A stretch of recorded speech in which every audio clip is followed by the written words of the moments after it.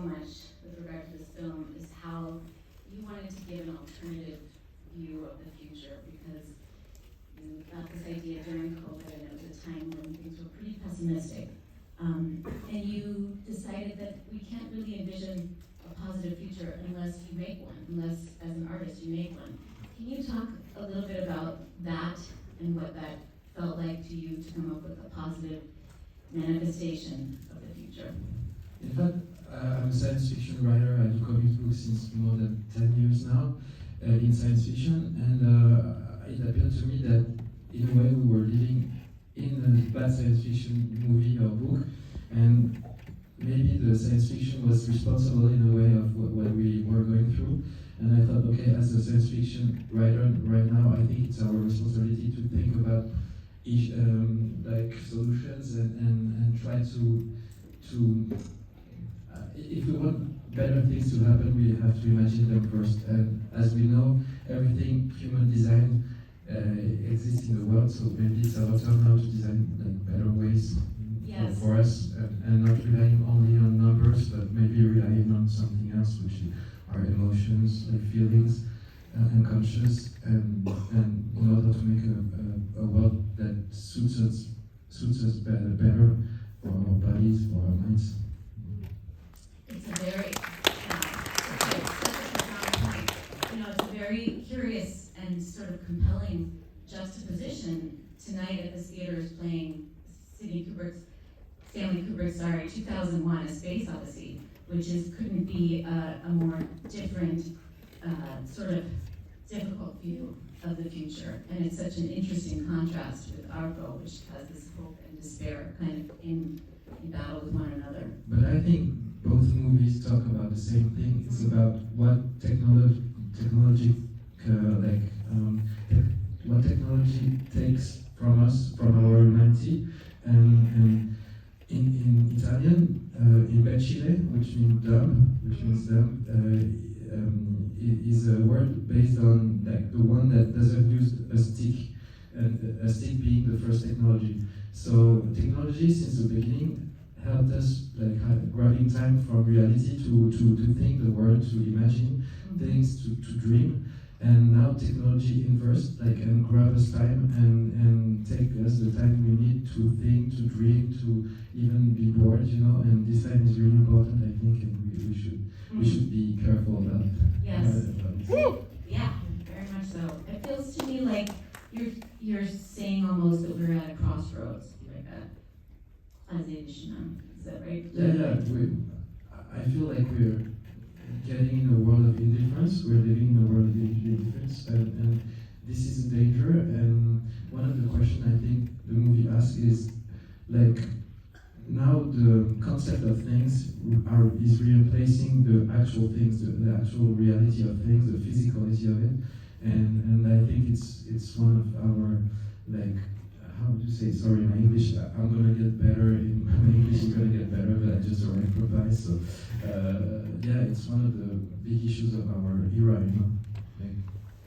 And also, you have these two futures. I want to talk to you about the two futures. There's the near future of 2075, which also looks so much like where we are now. We're not that far away from nanny bots and parents, you know, coming in by hologram, that kind of thing, and robots cleaning up after natural disasters, things like that, right? And then you have this further future, which is ARCO's future, where the earth needs to heal and people have evolved or to learn a different way of relating to it, which almost has some elements of the far past, with the mill, with the water, and interaction with nature, things like that. Do you see us, where do you see us on that path as humans? I think it's not our point, like directors, to give our points of view. I don't like directors that do that. I just try to put elements like together, and so they can ask questions. But I never want to say this is good, this is bad. For example, Mickey, which is embodying like AI today, he's allowing me just to ask questions and to say, are we okay going that way? And not showing only one side of the coin, you know. He's allowing his parents to give the best of the present for her daughter and boy, but at the same time he's grabbing them, he's allowing them to work far and not being there, not being present. But at the same time also, like, he's gonna be the one that will save the kids, and at the same time he's saving the kid, imitating an animal. So it's always, I always try to show the complexity of things and not, and because things are not simple in the world, and I think in fiction we have to be careful not simplifying things too much, and show things on different sides here. And a lot of times people ask me if it was complex, like doing this world building. But to me, like, Iris's world is exactly our world today. Like, I feel it like this. I just like put it on the steroid forms on embryos that are already here, and in ARCO, for ARCO as well. I imagine, like, I like movies that use human unconscious, and in fact I was searching, like, where do we want to go since the very beginning of humanity, and in every text, like, based, like the main text, like Bible, like Kalevala, like a lot of also the journey to East in China, there are gardens in the sky, and I thought, okay, let's use this strong image that we all have in humanity, and build something like build the far future on that very first idea of humanity, of what is a cool living, you know, like. And my favorite scene is the one with Mickey in the cave with the cave drawings. I think that's like this incredibly moving scene, which is also a callback to the beginnings of humankind, right?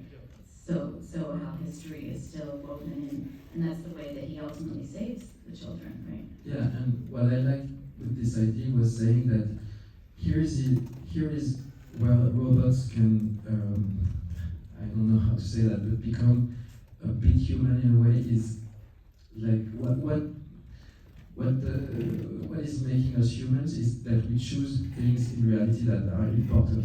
And at this moment, Mickey says to Iris, "You are important, and you are important," and that what moved me, like saying that we definitely have to not forget that our ability to make choices and to choose what is important for us. And it seems to me also that Iris just craves human connection. She craves interaction with nature and human connection. She also would love to talk to the animals and so on. But these are things that she's starved of in her day-to-day life. She has this very sort of sterile existence in a way, which is kind of cool from an AI perspective, a class where she has, you know, the entire universe over her head and isn't enmeshed in that world. But she wants to be part of the natural world, I think. And there's something really lovely about that dynamic between them, because ARCO represents the natural world from the future. It's very sweet. Tell me a little bit about, well, I know you talked so much about Natalie Portman's involvement, and she was absolutely pivotal to this, because you had this inspiration during COVID. You came up with the idea, you developed it, storyboarded it, and then you did an animatic, right? Tell us about that and how that got to Natalie. Yeah, in France nobody understood the script, and so it was really hard to finance it, as based on the script and the storyboard, because nobody knows how to read a storyboard, and it's like that, and so it was really, and Felix and I like decided to put all our money and hire like 3 persons to work with me on animatics, and we decided to pass 1 year doing the animatic, like the 4 of us. We had to do like 4 to 6 shots a day in really rough animation, but it was really well animated. And so we could show the world what the movie could be, and we were doing also like rough music and putting it on it, and also rough sound design. And after like 6 months, we called our agent, like Jamil Shamazdin, who's working in LA, and he's also the agent of Natalie Portman. And he came to the studio, watched the first 45 minutes of the animatic, and said, "I definitely have to call Natalie, she has to work this." Next morning she was in the studio, everybody was like, "Oh, Natalie's coming, Natalie's coming." And so she is, her and Sophie Mas, her partner, saw the animatic, and right after they told us, "What do you need?" And then it was, I think, because of the animatic and Natalie's presence, it went pretty fast, and then it took us like 4 months to have the first money to launch the production, and then we were producing while making the movie. So it took us basically 2 years and a half to write the story and do the whole storyboard, and then 1 year to do the animatic, and then 1 year and 2 months to finish the movie with the team. Which is really fast, right? Yeah, the animatic was so clear that it helped us a lot. So you showed it to Natalie. Natalie said to you, "What do you need? What can I do to help?" And that opened up all those doors, including to eventually your voice cast of American actors. Right? At that time, we needed a bodyguard for the movie. Yeah. You know, someone that could protect the very core of the idea. You know, and so that's what like Natalie and Sophie did, helped us like keeping the purity and the fragileness of the movie, and then then when we were in Cannes, we sold the movie to Neon, and we needed to do the American version really fast. So Natalie called. I did a list of people I wanted to work with, and she called them. We had everybody, so it was great.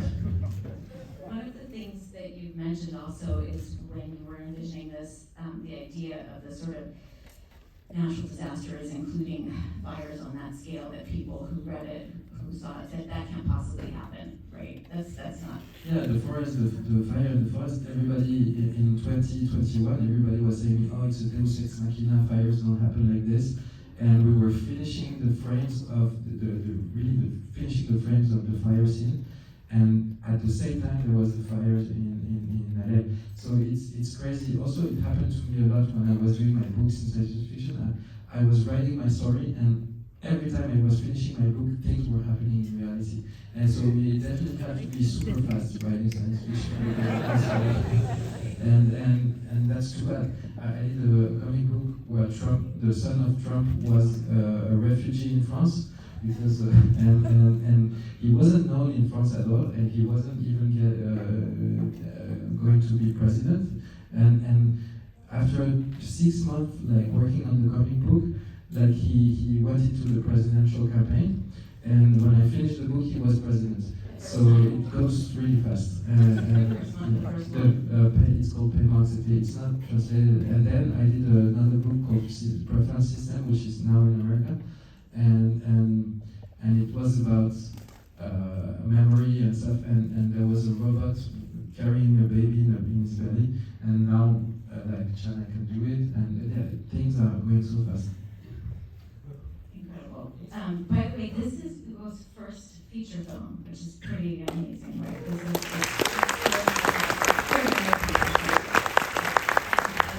and deservedly getting a lot of acclaim for it. I also just wanted to ask one more question about, actually we didn't touch on yet, Arnaud Toulon, the composer, because I think his contribution is just so important here. The contrast between the sort of upbeat pastoral music in the scenes with ARCO and his family, and the sort of heavier, melancholy kind of section with On Earth in 2075. Can you talk about the choice of him and what he brought to the process, and your vision for that? Arnaud Toulon is a friend of mine since like 12 years, something like this, and he's really a close friend, and it's one of the persons I talked to at the very beginning of my project. And it was really hard to impose him on the production, because we had a lot of really known musicians that wanted to do the music, but like more like techno, like more technological music, you know. And I was like, no, I really want like classical compositions. I want feelings with music, and Arnaud was the one, you know. And I know him, I know his feelings, I know what he brings in music, and it was hard to impose him, but I'm so glad we did, because now everybody's calling him, and he's, but sometimes you have to do hard choices and say no to crazy, like important people, in order to keep, like, to defend what you, and it was the same for November Ultra, the last song. Like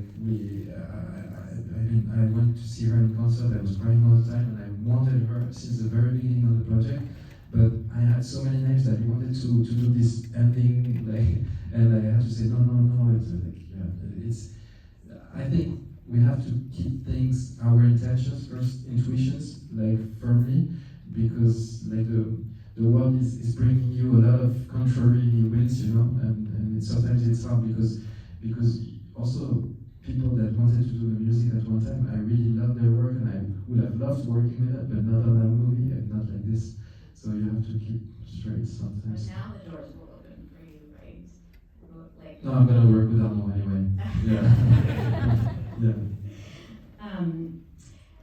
There's a wonderful moment where, Also finishing on Arno, what I like the most, we did that also on the team of animation. I prefer creating value than using value.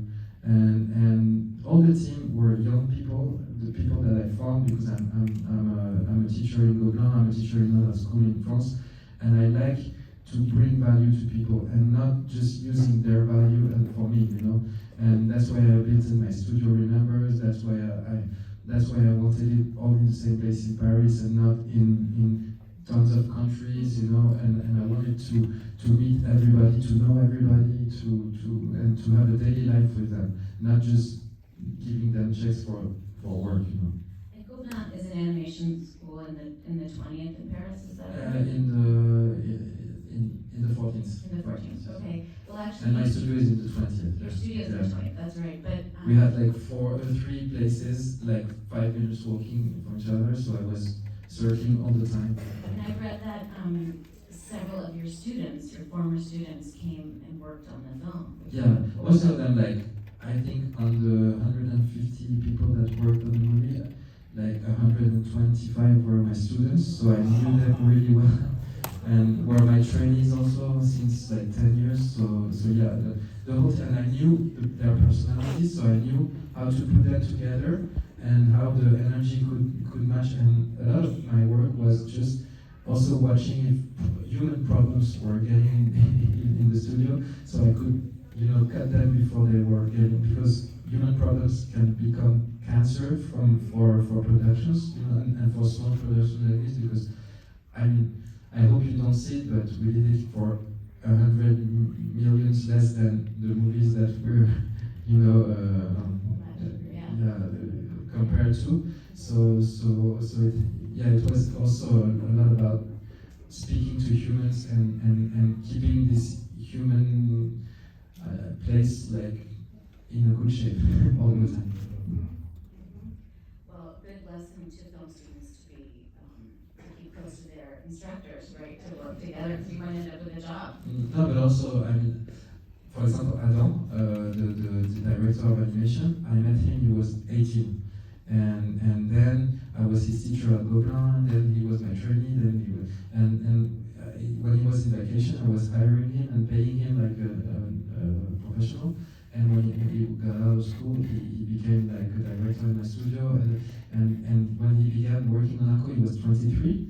So it's really young, but I knew, because he's so close to me, he's kind of, I knew it was him, and kind of all the team was super young, and I also brought my old friends from when I was a student too, so there was a lot of love doing this movie.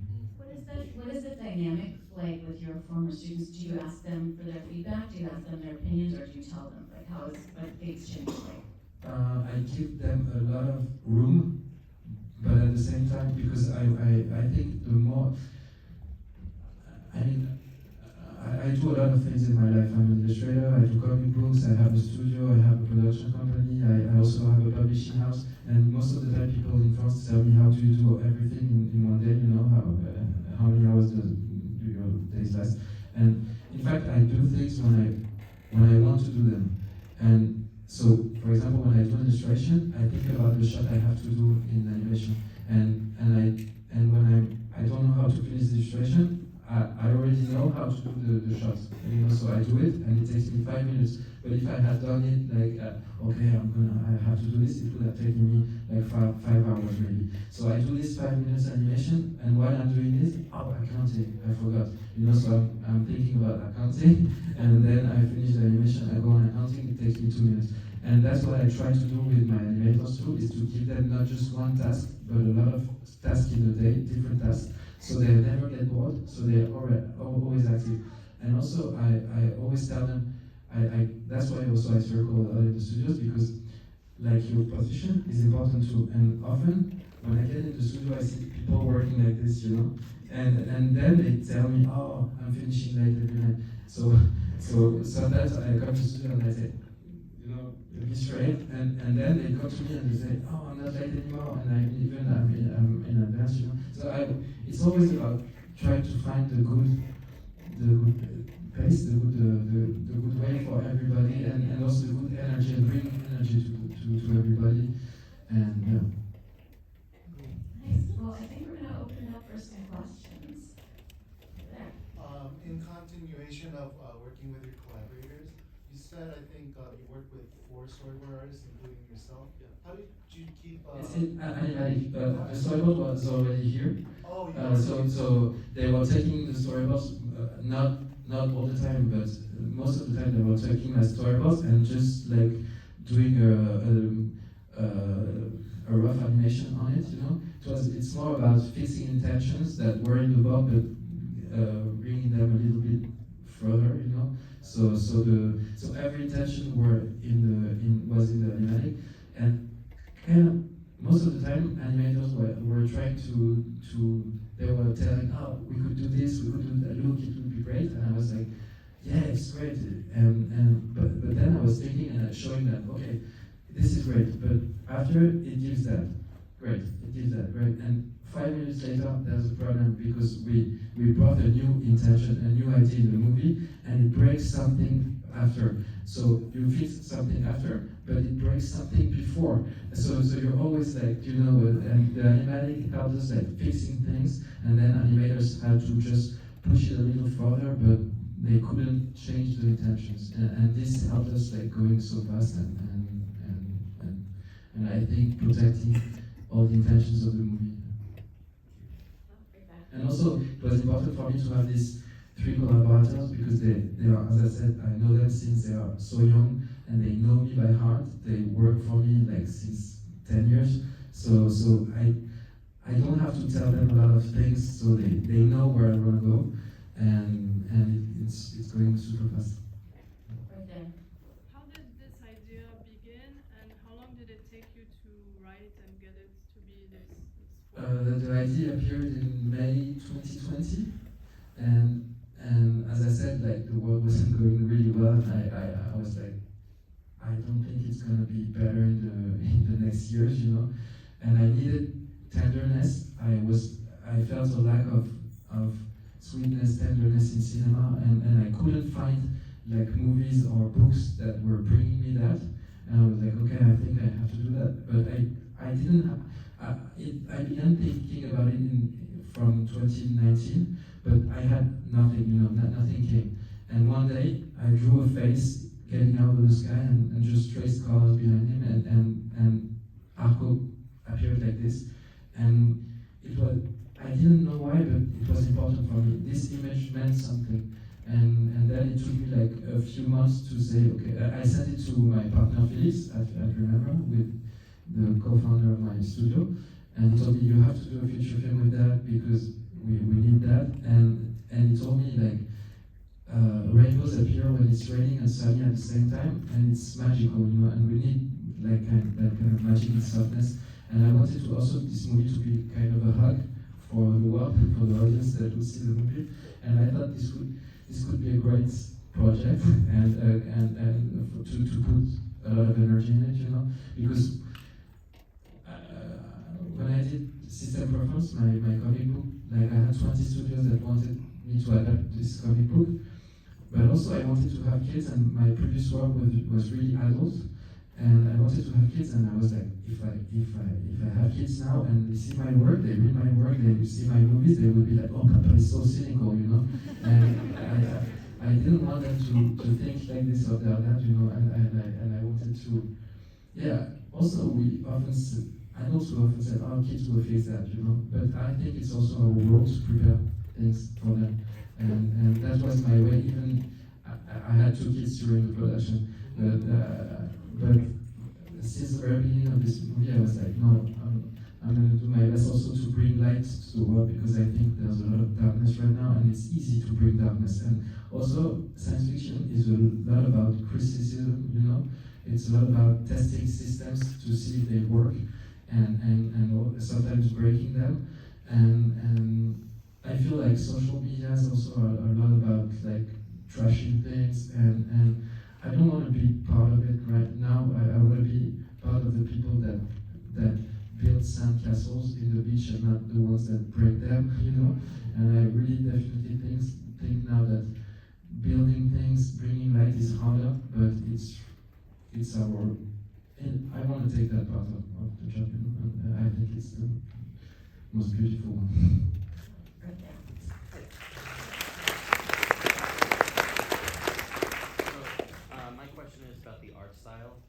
When did you lock on to that sort of style of sort of cell shading animation along with traditional animation, and also was there also computer animation in there too? Because it felt like a mixture of multiple animation styles.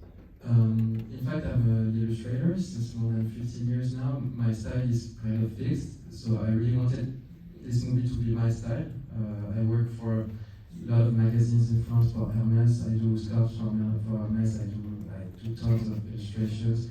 I also direct short movies, music videos, documentaries since 15 years, so that's my style. I didn't search for a style, and I draw like this, I animate like this since the very beginning, and I just wanted, I didn't search for styles, a proper style, I had it, you know, and also on my team, on my studio, like I developed my studio around that, and so there was no like actual, I had no team for pre-production. Pre-production was myself and I, you know, and it was important for me also because the movies I like in animation are the movies that are made and thought by one guy.